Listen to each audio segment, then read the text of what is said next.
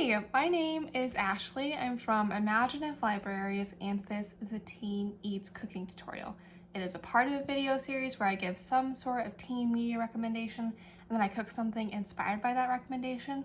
Today, we are cooking from one of the most beautiful and heartfelt movies of all time, also probably one of my favorite animated movies of all time.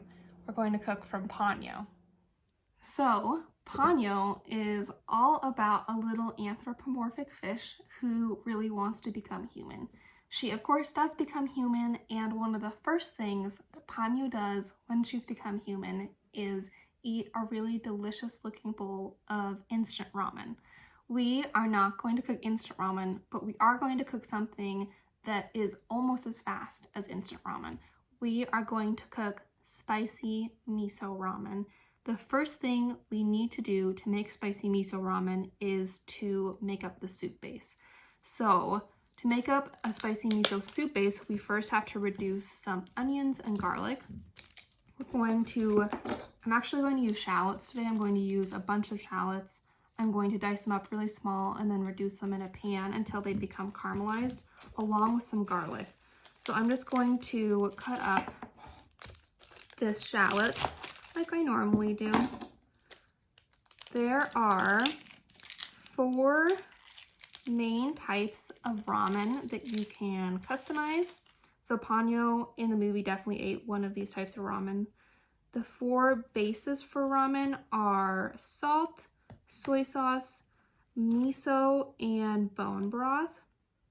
We are making miso ramen today because miso ramen is my favorite kind of ramen, and it's also really simple to make. But of course, all types of ramen are quite good. This miso ramen can also be made vegan if you'd like. So I'm just going to slice up all these shallots and then I will show you the next step. My next step is just to saute these shallots until they are totally caramelized. I'm also going to put in 4 or 5 cloves of smashed garlic. If everything is roughly chopped, that's totally fine because we're actually going to blend in some miso paste with these shallots, so it doesn't have to be perfect here. I'm actually going to saute these shallots and the garlic for probably 20 minutes. Our shallots and garlic have become quite caramelized. Perfect. I'm going to add them all to this blender. And then when I'm done, I'm actually going to add a couple slices of this ham to my pan to fry up, because the running joke throughout Ponyo is how much Ponyo loves ham. So I'm going to fry up the ham and then I'm going to put it to the side for later. All right, let's compile our miso soup base. So in my blender, I already have the caramelized shallots and garlic. To this blender, I'm going to add a 1/2 cup of red miso and a 1/2 cup of white miso. You could only use red if you wanted to, or white, but using both of these is really going to mellow out the flavor of the miso, or the miso soup broth.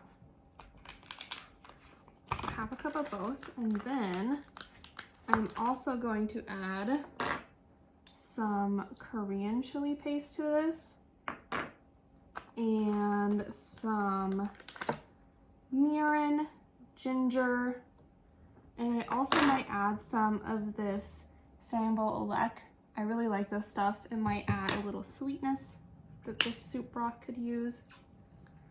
And finally, I'm going to add some chicken bouillon. Now, you can totally make this miso broth vegan if you would like.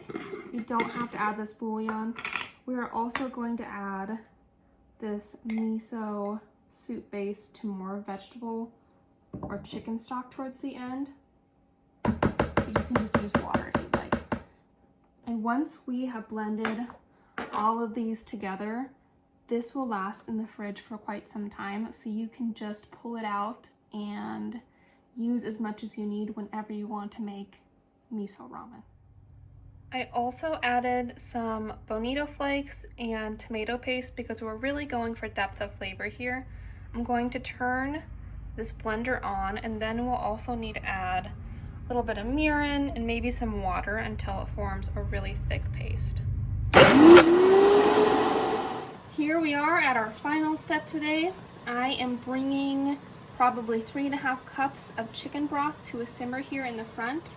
In the back, I am making a soft boiled egg for the top of our ramen. To this ramen, I'm going to add probably not even 1/8 of a cup of our miso soup base. This is also where our ramen is going to become super customizable. I also tried my soup base before I added it to this pan. It tastes really good. I am going to customize my ramen with some fresh spinach and also some frozen vegetables. So normally in spicy miso ramen, there's corn. So I'm going to add some corn and some mushrooms as well. And even though traditionally in ramen, the broths are supposed to be really light and clear, and the ramen is cooked on the side, I'm actually just going to add this brick of ramen straight into our broth just for ease. You can really add whatever vegetables you want to this soup. Whatever you have on hand or whatever is seasonal.